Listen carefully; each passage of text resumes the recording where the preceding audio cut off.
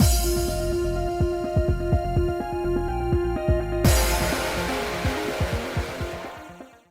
guys, it's Spaces Sims, and we are back with more Winter's Wish, continuing Tominari's route, and we're keeping tabs on Chie's husband. Tanba? Is that his last name? I can't remember. But like, something is attacking him. But we've seen this before in other... Oh my god, yawn. Damn, sorry, that came out of nowhere. And we've seen this before in other routes and stuff where, like, the people are, like, covered in emotional imprints and kind of unconscious. And I feel like, I'm pretty sure that happened to Miharu in one of them. But I was thinking it was this one, like the common route. But then I'm thinking, was it Castletown? Because that was when the woman and her form folk, now I can't remember their names, Otone and, was it Mitsu? That Mitsu was like the Kamakiri or whatever, chopping off ladies' hair or whatever, and then like, didn't Miharu get attacked in that one? Maybe it was that one. But anyway, something similar happened to her. I thought it was the common route of this one, of the last part, but I'm so sorry. I don't know why I just got suddenly tired very suddenly. I don't know. Suddenly tired very suddenly. Yes, clearly. Wow, big brain day. Anyway, several bell hours later, the sun hadn't quite set outside, but all was still inside the parlor. I feel bad for poor Chie and her family, because last time it was her kid being possessed, and now it's like her husband. Like, damn. Other than Mr. Tanba occasionally groaning in pain, nothing out of the ordinary had happened. Tominari seemed to be intensely focused on acting as a bodyguard and hadn't uttered a single word. Spacey. Oh, yes? What is it? Chie timidly sat down beside me. You can see things others can't, right? Nothing's changed since earlier, right? Well, yes, everything's fine. The emotional imprints are still clinging to him, but they're just wobbling around. They aren't increasing or decreasing. There's nothing strange about the threads around his neck either. It seems like everything's fine for now.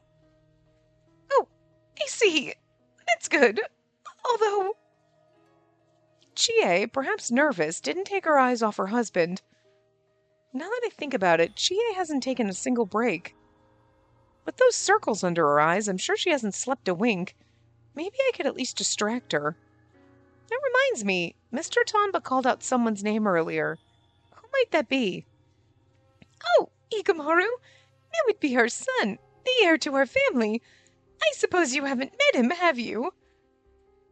We sent him to a friend's house after they started guarding my husband, just in case. There's definitely a chance he could end up in harm's way. He's safer over there. Up until the very end, he didn't want to leave the house. How come? He insisted on protecting his father.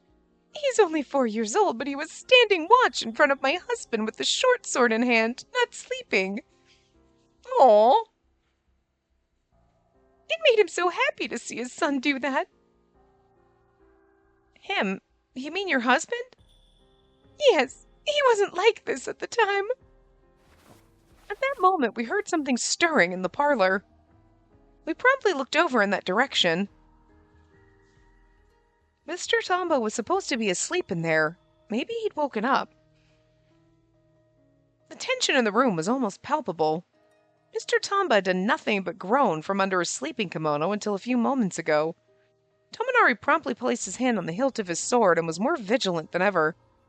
Spacey, how are the emotional imprints?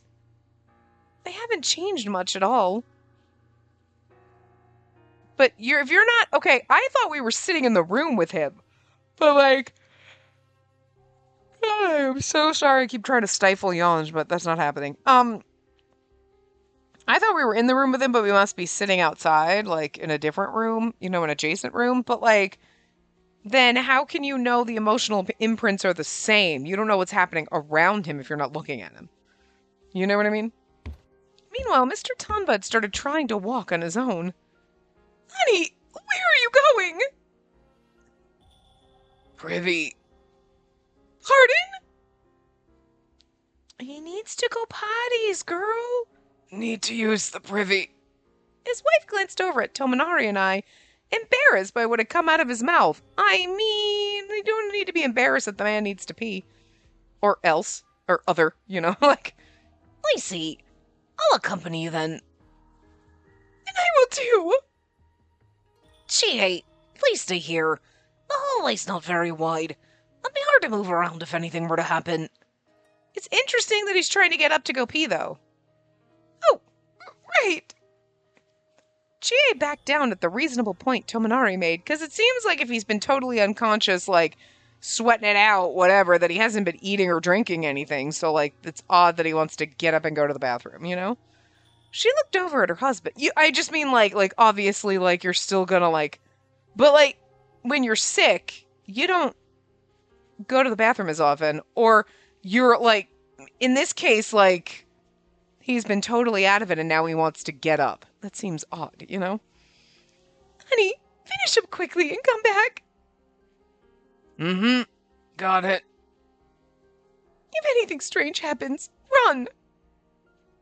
You're such a worrywart. I'll be fine. Just go into the privy. When she saw Mr. Tanba smiling, trying to put her at ease, a smile crossed Chie's face, too.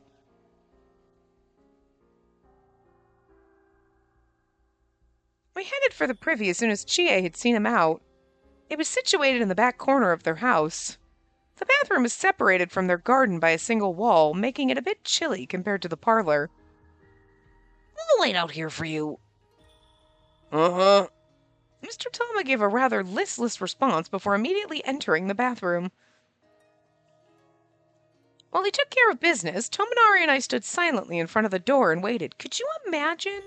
Like, you're sick and everything, but it's like, these are strangers. This is not like when you're sick, or a kid, or it's your husband or something. These are relative strangers, and you're like, and they're like, are you okay? And they're like, seriously, I'm just taking a poop, simmer down. Like, it's gotta be so fucking weird. I could tell Mr. Tamba was alive and well in there based on all the shuffling noises, but not being able to see him worried me. Well, no, seriously, even if he's just peeing, you don't need to be watching. Nothing unusual going on in there, right, Mr. Tanba? Nobody wants to be talked to while they're trying to poop. God damn. Nope, all good. Come out right away if anything feels off to you. This is the weirdest conversation to be having with somebody in a bathroom. Okay. Can't relax with both of you talking to me. He seems fine to me. He seemed pretty relaxed compared to when he was in bed earlier. Although the number of emotional imprints on him hadn't changed, he was giving actual responses now. Maybe he'd made a decent recovery. No, I'm worried about this. This sounds concerning. I don't know. The fact that he was totally out of it, like, and now he's, like, walking around like nobody's... It's sus as fuck. I hope the emotional imprints go away on their own. With some hope in sight, I let out a sigh of relief. But then, I glanced down at the ground and saw wriggling black threads jutting out from underneath the door. Emotional imprints? There'd been emotional imprints stuck to Mr. Tanba, that much was true. And there'd been quite a few of them, too, so it didn't strike me as odd to see them sticking out from under the door like that. But this seemed like far too many. I've got a bad feeling about this. Tominari, something inside seems off to me. Ah! A shriek drowned out everything before I could warn him. Needless to say, it was Mr. Tanba screaming inside the privy. Are you okay? Tominari swiftly opened the door, and inside... Mr. Tanba? Mr. Tanba was collapsed over the toilet, already dead. Oh, no. I was really hoping they wouldn't kill her husband. He died the same way Mr. Kojima had. He had a giant gaping hole in his stomach. So it doesn't sound like there's a person or a Blightfall doing it. It sounds like it's almost like busting out from inside of them. Unless we see someone here, but... A seemingly endless amount of bright red blood was gushing from the wound. His face was also contorted into a look of complete and utter anguish. No, he was alive just a moment ago. He can't possibly be... What was that just now? Chie came running from the parlor, having heard all the screaming. It was my husband, wasn't it? What in the world's going on? Chie. Huh? Before I could explain, Chie saw the red liquid spreading across the floor. Of course, in the middle was Mr. Tanba in a truly horrendous state. Honey? Why? I mean, the worst part is, like, the first guy was walking home at night and was attacked, or whatever happened to him happened, right? I guess attacked, regardless of how it happened. But this, you're supposed to be protecting him, and it's like, okay, we just went to go let him use the bathroom, and then he exploded in the toilet? And not like, woo, had some bad Mexican or something. You know what I mean? Like, he, like, his guts, like, that. And, like, you know she's gonna be like, you were supposed to be protecting him! Oh, we just let the man go poop on his own? Like, what the, like. Oh my god, you know? This was very unexpected and inconvenient. Damn. Why? In an instant, Chie let out an anguished shriek and threw herself on top of Mr. Tanba. She didn't care one bit that the pool of blood was getting her kimono wet. Tears poured down her face in huge drops. This was my second time seeing a loved one's reaction after Mr. Kojima's death. I didn't think I'd ever get used to it, no matter how many times I saw it happen. Chie had been so brave. Watching her cry herself hoarse was so heartbreaking. I couldn't bring myself to look. The second I looked away, however, I stepped back into the pool of blood. Since the only sound was Chie's sobbing, the splash it made was surprisingly loud. Spacey! You! Naturally, Chie turned around when she heard it too. She looked at me with eyes full of tears while I stood there, my mouth awkwardly hanging open. I'm sorry we couldn't protect your husband. I'm so sorry. Guilt was almost too much to bear. Unable to take it, I lowered my head. The despair in Chie's eyes intensified. How did my husband end up dead? I thought he'd be fine with the two of you around. Well, magic demon thing? We don't know. He was in the bathroom and he just magically got a hole in his stomach. We're deeply sorry. Seems we've been outsmarted. Chie fell silent at Tominari's impersonal response. The longer the silence continued, the more dark, dusky substances began to ooze from her threads. It was only a matter of time before she began to harbor black threads of her own. Chie, I'm sorry to ask this. Please don't talk to me right now. Pardon? I know that if I open my mouth, I won't be able to keep myself from criticizing you. Even though I know blaming you won't change a thing. So please, just get out of my sight. Chie hissed, gritting her teeth to keep from showing her emotions. There was nothing I could say in response to her heartbroken plea. It's true, though. It's all my fault that her loved one... It's all my fault. Spacey! What happened? I heard someone scream. Where the fuck were you that you heard someone scream? Just then, Miyagi came running toward us like he just heard all the commotion. He just said he heard someone scream, but, like, where the fuck were you that you heard... I mean, maybe you were next-door neighbors, but, like, it's weird that you were that close. He must have been in the area while patrolling Samurai Town. Oh, that's true. He's patrolling with Yabuda. All right. Miyagi's face also hardened when he spotted the bizarre corpse.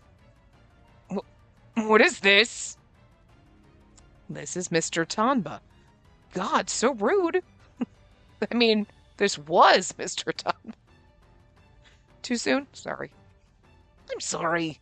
I got him. And care to explain how this happened?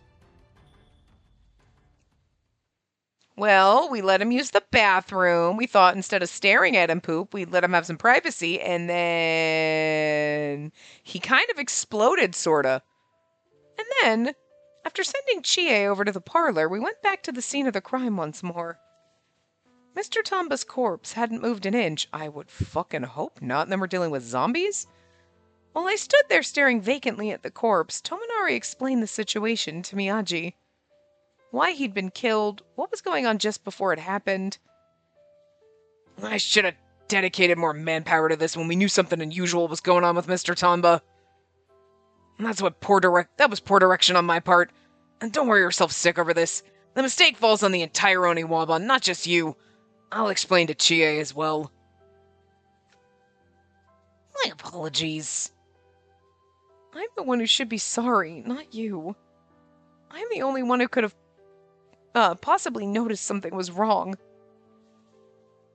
The matter of death, however, this has to be the handiwork of the same killer as before. How the hell did they kill a man while he was on the toilet? And how rude is that? The man was on the toilet. Like, just let him poop in peace. You can't even poop in peace anymore. You got people knocking on the door talking to you. You got somebody stabbing you through the fucking chest. What the shit? Literally. Like, perhaps the hole in the wall is a clue. The hole? I looked up when Tominari said that and saw the huge hole in the bathroom wall. You could see outside through the hole. True. The Bladefly must have sniped him from the outside with one of its feelers. What's on the other side of the wall, by the way? That's right. They had a garden. A garden? Is that where the Bladefall is? The moment I realized this, I turned on my heel and took off running. Spacey, what's the matter with you? I'm gonna look outside. I have to go. I have to get there quickly and find out for sure. Miyagi, I'm leaving the rest to you. Huh? Oh, sure. I heard Tominari's footsteps following me, but didn't have the time to look back. It was like divine inspiration had struck. I knew exactly what I needed to do at that moment. Punch a Bladefall in the face. I flew out the front door and headed for the garden behind the house. I was out of breath from taking off running so abruptly, and my heart was pounding in my chest. How big is their house? Still, I thoroughly observed everything around me without taking the time to catch my breath. Spacey, what's gotten into you? Tominari met me in the garden after following me all the way outside. I couldn't afford the second it took to look his way. I'm the only one who can see emotional imprints. That's why I have to investigate. There were so many mysteries surrounding this murder, and my powers meant that I was the key to unlocking it all. I was the only one who could see threads. I figured I could suss out the Bladefall's movements by following the emotional imprints at the scene. I couldn't protect him, so this is the least I can do. I'd feel so guilty if I didn't. Is that... After surveying the garden for a while, I noticed that the emotional imprints had grown quite thick along one of the walls of the house. I immediately walked up and inspected it more closely. I found not just emotional imprints, but also what looked to be someone's footprints. Could this be where the killer was hiding? It's right behind the bathroom. There's no doubt about it, given the evidence we have. Are there any other clues? Don't step in the footprints. Since the footprints were crystal clear, there was a strong possibility other evidence had been left behind. I crouched down and pored over every square inch when... I'll help. Tominari crouched down beside me. It didn't seem like he intended to say anything else, however. He silently pushed aside some vegetation and began scanning the area himself. Right, we've got to hurry up and find some clues. Footprints! You can at least go, like, oh, this is a person... Like, listen, if Sherlock Holmes could get footprints and figure out shit about people, you guys can do it too, right? I continued my search as well, not saying a word. Whip out your cell phone, take some photos, bring it down to the lab, have them investigate. They can tell what kind of shoes they are based on the tread if they run it through the computer. What, you don't have that shit? What? Oh, well, you're fucked then.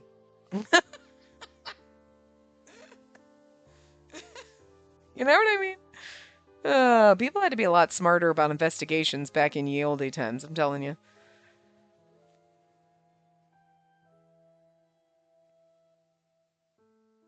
After a while... What's this? I eventually came across a mysterious object I'd never seen before. Well, in Tojo's there were sticks, and the kids used the little paper things that Tojo made, right? But this is also a stick, but is it the same stick? I don't remember.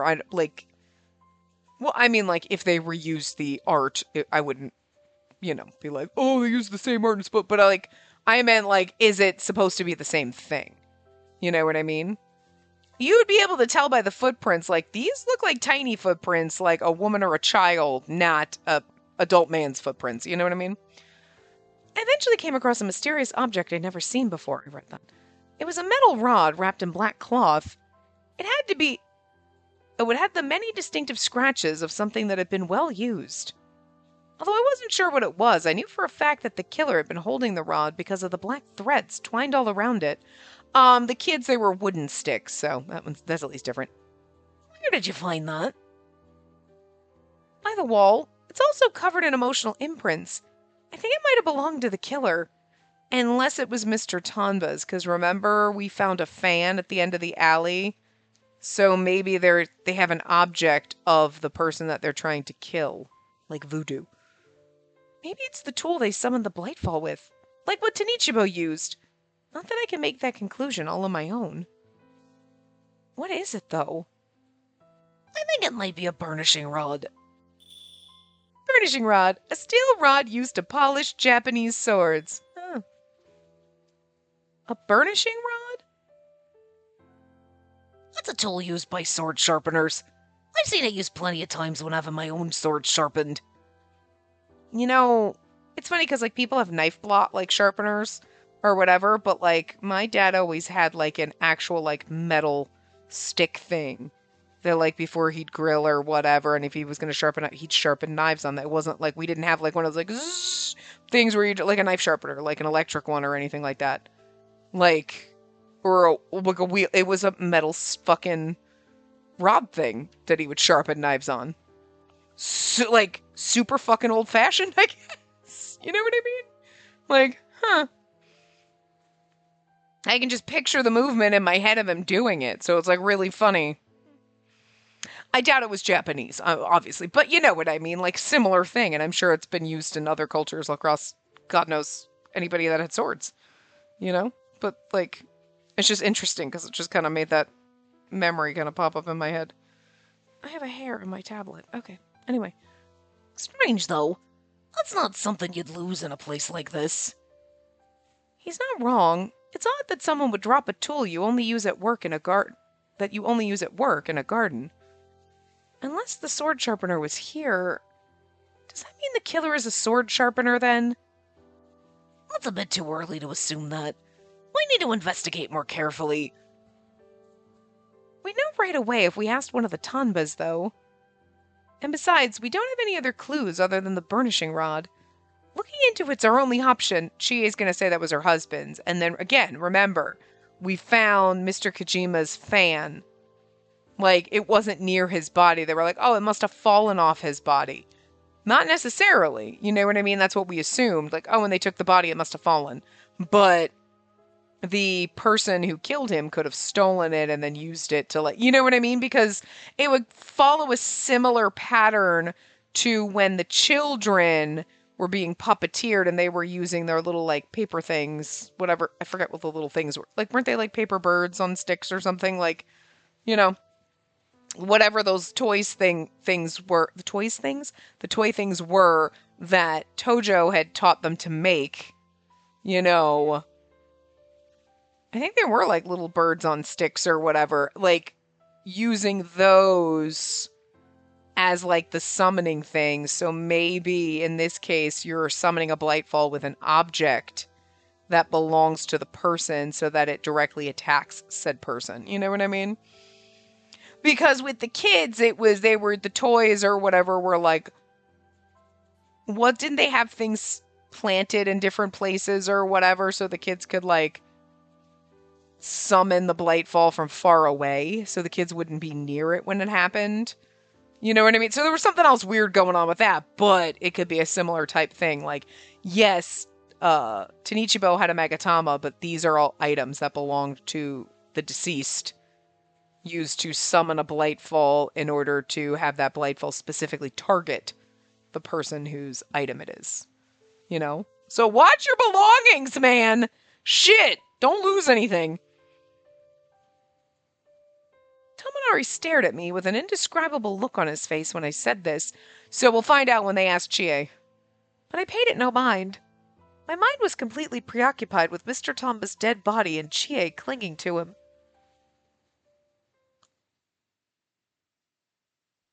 I do like that we kind of start feeling like in this one, like, she's feeling a little more desperate and unhinged. Because, like, she's seeing horrific murders. So she's feeling a little more, like, desperate to try to solve this. And, like, a little tortured by these bodies that she's seeing and stuff. And not being able to help people. And Tomonari's relationship with her, God knows what's really going on. Like, there's got to be something else.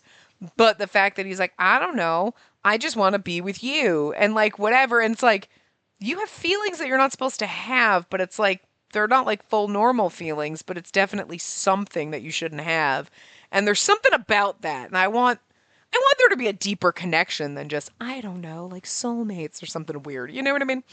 Because, like, I want it to be like, actually, it's because this used to be your pill. I don't, you know what I mean? Like, or your mom or someone from the Hakuseki clan or whatever created him or something. That's why there's a connection. I don't know. You want something deeper. You know what I mean? Especially for you being a locked route. It's got to be something really good. But I do like that, like, she's a little more like, oh my God, I'm so desperate to save people and, like, I've got to do this. And, like, almost more in danger of, like, becoming a Blightfall, you know what I mean? That everyone's worried, oh, you have to worry about your emotions and it's easier for humans to become Blightfall. And she's always been very good at, like, I'm going to try to be positive, even though this is really depressing, but we've got to be positive. And she's always been very good at kind of like, I felt bad, but, like, you know what? I got to be positive. We got to do this. We can do this. And, like, the positive way of, like, dealing with things. And this is almost like getting, like, she's hitting desperation levels. Not, like, badly, but you know what I mean? It's more desperate than the other routes. She's got more of a desperation, or we need to figure this out. Like, so early on. But, and then Tomonari's a little more concerned and worried about her early on than any of the other vessels ever were, because it took time for them to break down their walls. They're acting like normal vessels, you know what I mean? But I like that because he's kind of not acting like a normal vessel. There's something different about you. All right? That, like, we're also acting a little more desperate and unhinged to kind of balance out the fact that, like, he's a little more overprotective about us and us being a little desperate than any other one has been. So it's like kind of, I like it. I don't know. They did it well, like putting the way the characters are acting, like fitting it together instead of him being overprotective. And we're like, no, but we're fine. Yeah, it's really stressful, but I can do it. She's like, no, we have to do this now. And he's like, you need to simmer down. And she's like, no, you know, it vibes off each other better. I like it. I don't know. They did a good, it's just one more props for the game. Okay. Anyway, the burnishing rod. The investigation progressed at a surprisingly fast clip once we'd found that piece of evidence. The Oniwaban determined that the burnishing rod hadn't been used to summon a Blightfall. Hadn't, okay. In other words, the criminal dropped it on accident. Oh, well. Man, I was really hoping it was tied to the person, because, like, they brought up the fan thing, so I don't know, it just seemed like it would have fit kind of nicely, but whatever. Determining who it belonged to would bring us to the killer. I guess the fan thing was really just to give us a little more of the wife's desperation and sadness to make you feel worse. Fair enough. The Oniwaban put their plan into motion, operating under that conclusion. But, like, are, like, burnishing rods, like, really fucking, like, few and far between? Does people put their names on them? Like, you figure it's a fairly common tool. Maybe not everybody has one, but, you know, But I mean, I guess if you have one and you're somebody that uses one and then you lose it, and then you go to like buy a new one and you got to explain, yeah, Ted, I'm gonna need a new burnishing rod. I have no idea what happened to my other one. It just went and got misplaced. That makes you look sus as fuck, you know? We're like, in modern day, if someone was like, oh, this is a knife sharpener. Well, like, that's a dime a fucking dozen. A bazillion people have them, and the 700 people that just went out to buy one today, or you gotta go investigate them all. You know what I mean? Like, but, I don't know.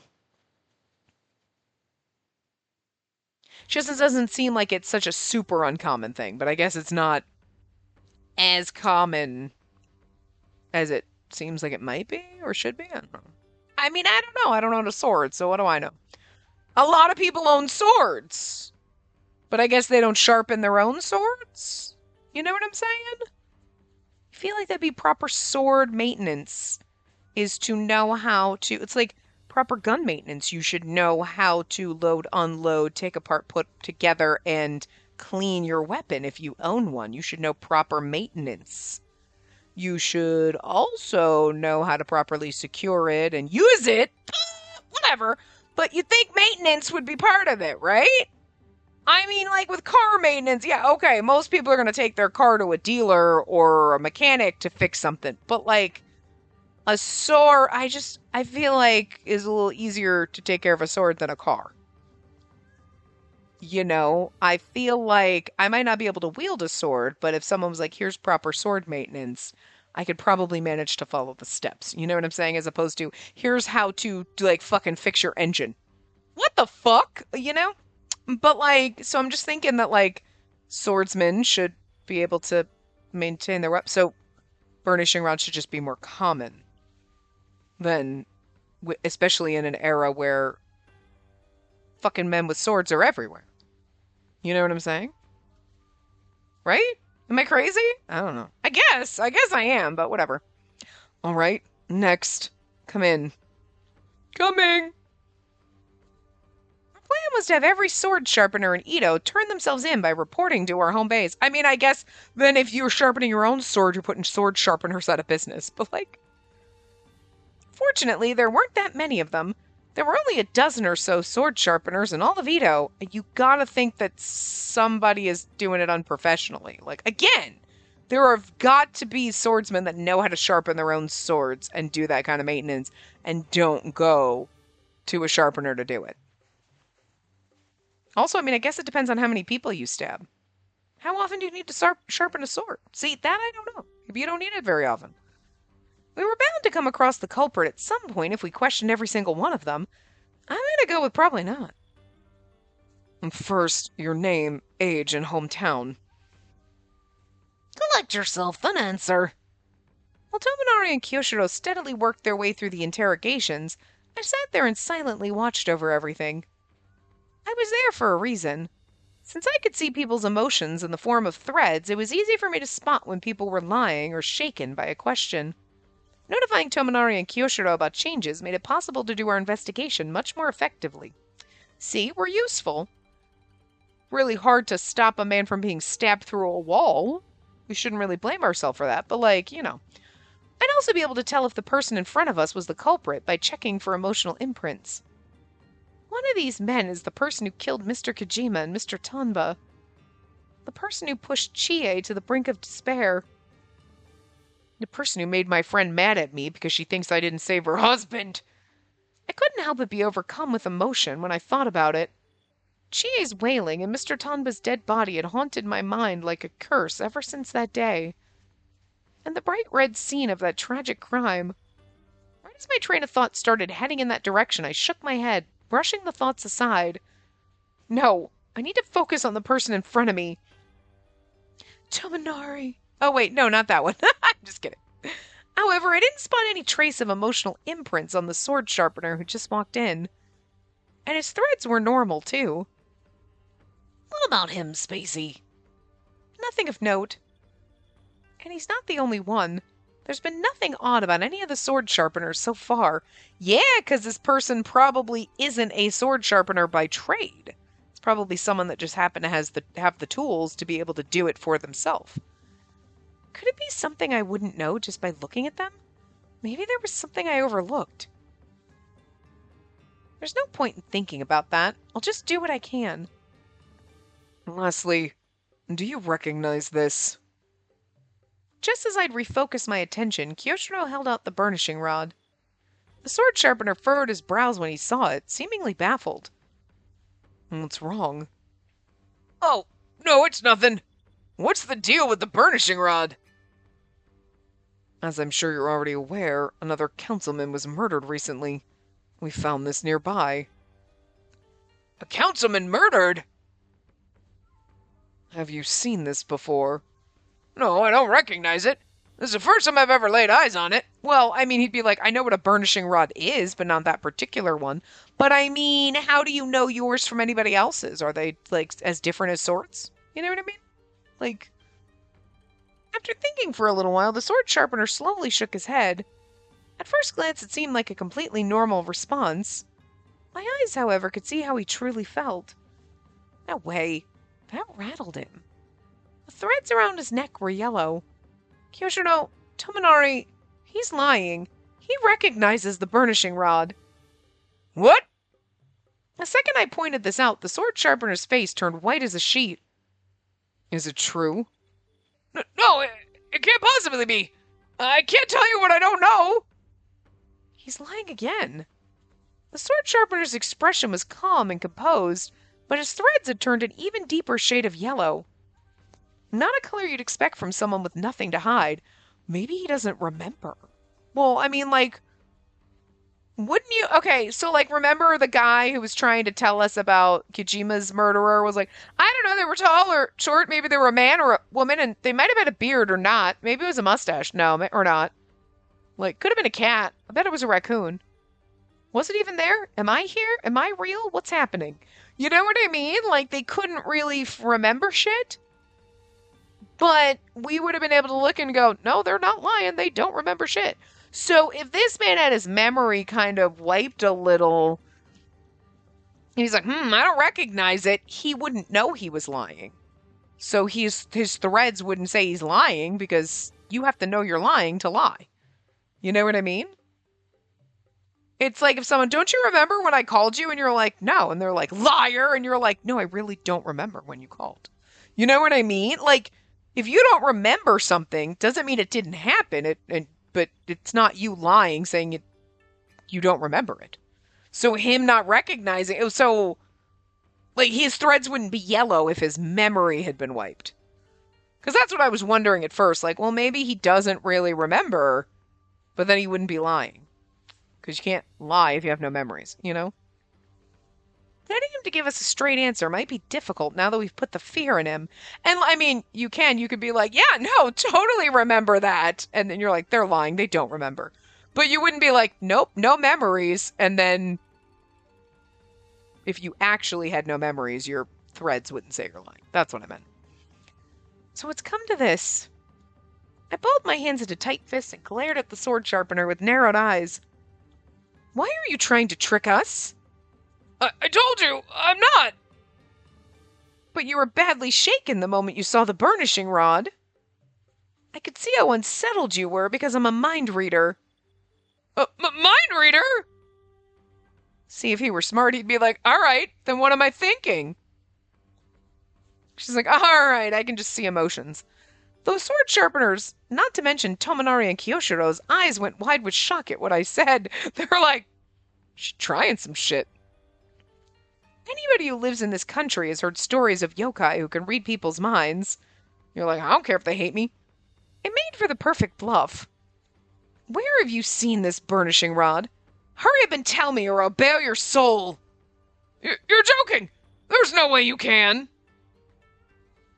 You seem to believe me for the most part, though. Are you scared of me?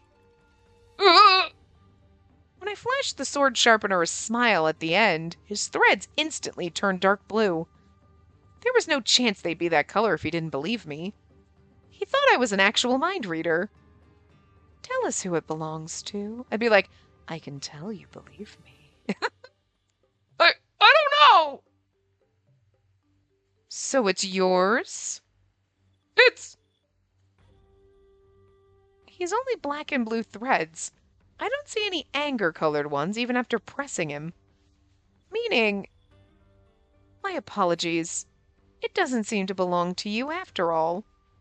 Wait, how did you... Bingo. Does it belong to someone you know then? It really doesn't matter if you want to tell me or not. I'll figure it out eventually by investigating your friends.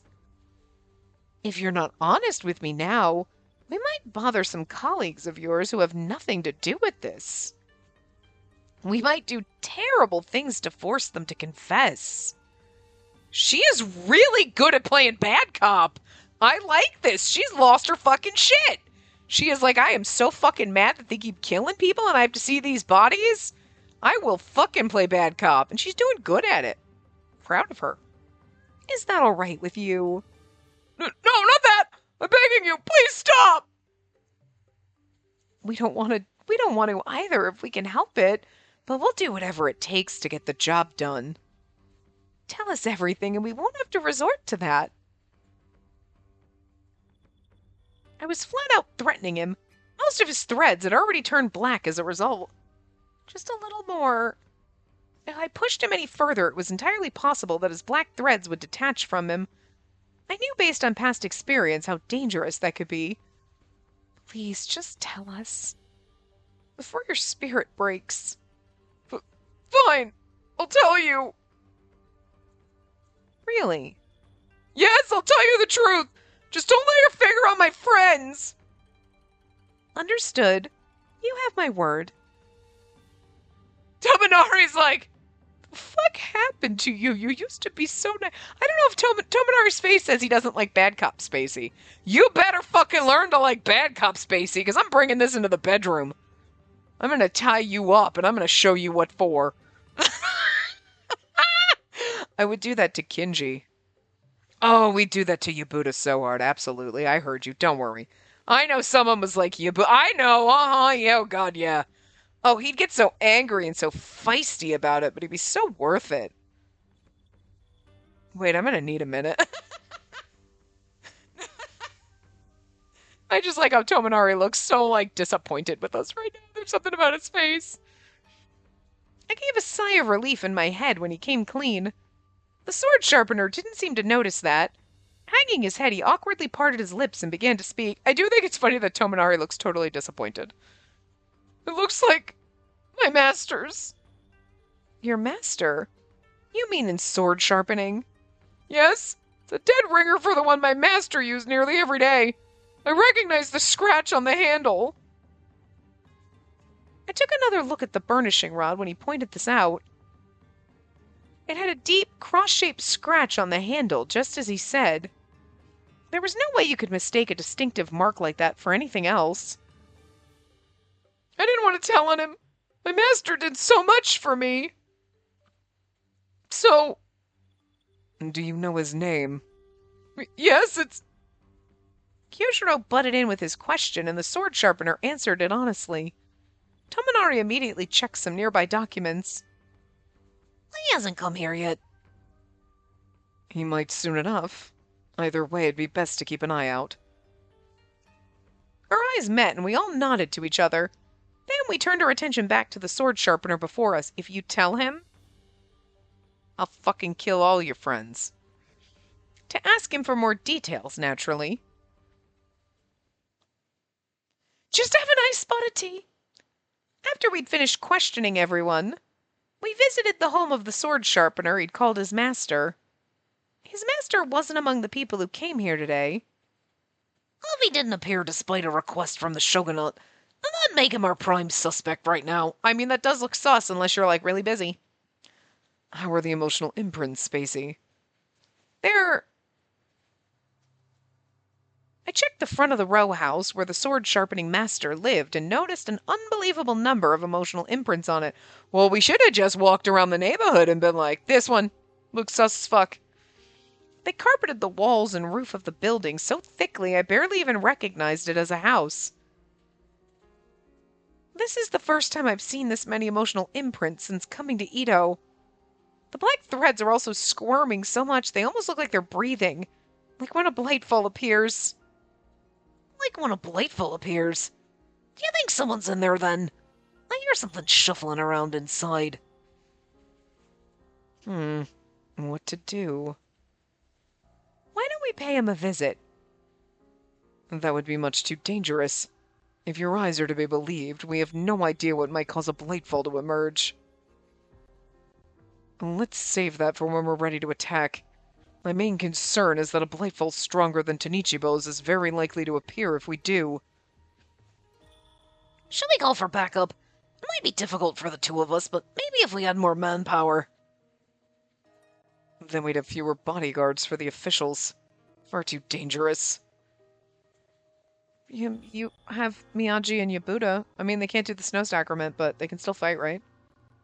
And I'll make sure... I mean, Miyagi will be fine. He's got the power of love on his side. The game's not going to let him die and abandon his wife and child like that, so I'll protect Yabuta. It'll be fine. The danger would go away if we approach the killer right here and now, though. We can't afford to miss this perfect opportunity.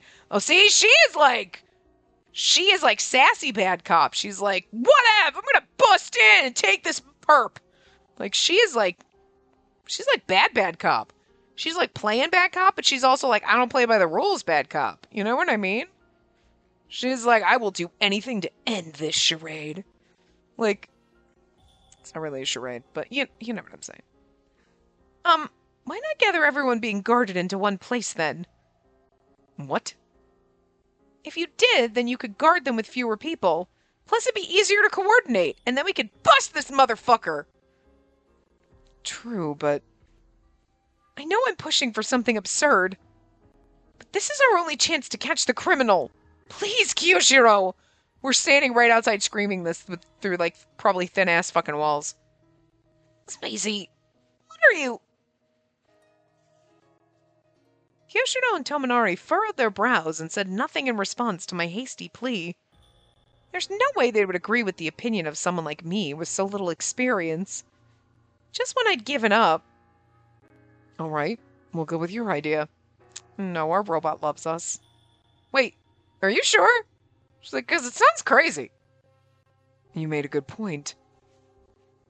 Instead of bringing reinforcements, however, I'll go back and bodyguard. If we're gonna have fewer guards, I'd rather someone confident who can get the job... I'd rather someone confident who can get the job done. Makes sense. I'll be able to fight without any restraint, and you'll be one of the bodyguards, Kyoshiro. We'll need to pick a location, though. Be pretty difficult to guard them unless we find a proper place. And the Oniwaban base works then. We have a barrier in place that keeps Blightfall from getting in, barring extraordinary circumstances. A barrier? I don't think we told you about the barrier, come to think of it. I'll spare you the details, but it keeps your average Blightfall from intruding. Many of the things we need to protect are kept there, after all. I see. Come to think of it, I hadn't seen a single emotional imprint at the Oniwaban base, even though it was located in Samurai Town. There hadn't even been a single Blightfall There hadn't been a single sign a Blightfall might appear the entire time I'd lived there. The barrier must have been pretty solid. She's like, especially because I'm pretty gloomy about this whole thing. That'll keep them safe, leaving us free to catch the killer. Let's get going right away. Say where and I'll call in the reinforcements. That'll just confuse everyone. I should go and give them the orders directly. You two stay here and keep watch in the meantime. Understood. And now we get to be alone with Tominari. Got it! I glanced at the row house behind us. The emotional imprints around the row house continued to wriggle as if impatient. There were so many, it looked like it might burst any second. Just looking at it sent chills down my spine. Will he be okay? I hope he can hang on until backup arrives. Maybe Tominari felt the same way. He stood beside me, watching, with a worried look on his face. Kyoshiro stared intently at us for quite some time. Shouldn't you be going? Come here for a moment, you two.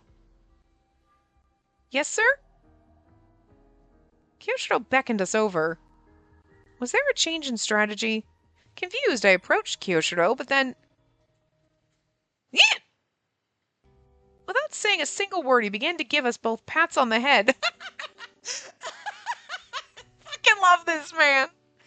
He's so weird. He was like, good job.